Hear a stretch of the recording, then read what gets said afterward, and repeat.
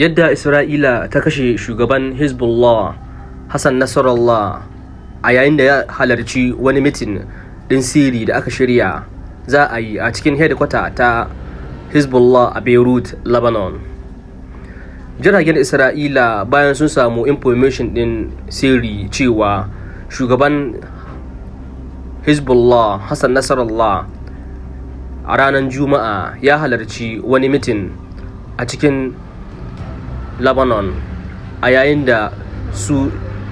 intelligence systems ɗinsu da Mossad suka samu information ɗin daga cikin 'yan Hezbollah ko cikin manya-manyan sojojin Iran, kamar yadda aka zargi wani general cewa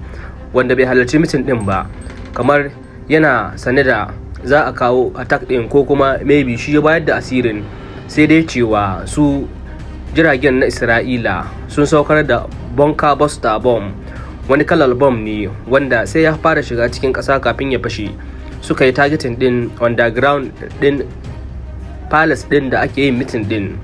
duk da ganin cewa ita hedikwata din ta Hezbollah tana a ƙarƙashin ƙasa ne, amma America ta yi wani bomb wanda sai ya fara shiga cikin ƙasa kafin ya fashe. Suka yi amfani da wannan bomb din suka ribta duka hedikwata din ta Hezbollah a cikin Lebanon. Mummunan ƙara da hayaƙi ana ganin shi a cikin ko'ina a cikin garin Lebanon bayan da ita Isra'ila ta yi amfani da manyan makamai domin saukar da su a cikin Lebanon. Jim kaɗan bayan kashe shugaban Hezbollah Hassan Nasrallah, Hamas da Hezbollah sun ci gaba da halba rocket cikin ƙasar ta Isra'ila don ramuwa ga kashe shugabansu da aka yi. Shugaban Hezbollah Hassan Nasrallah ya yi alƙawalin cewa za a ci gaba da yakin ne ko da Isra'ila ta samu nasarar kashe shi, kuma abin da ya tabbata kenan, sai dai bayan an ci gaba da fafata wuta. Daga ƙarshe ita Isra'ila ta nemi ta yi sulhu da Hezbollah kafin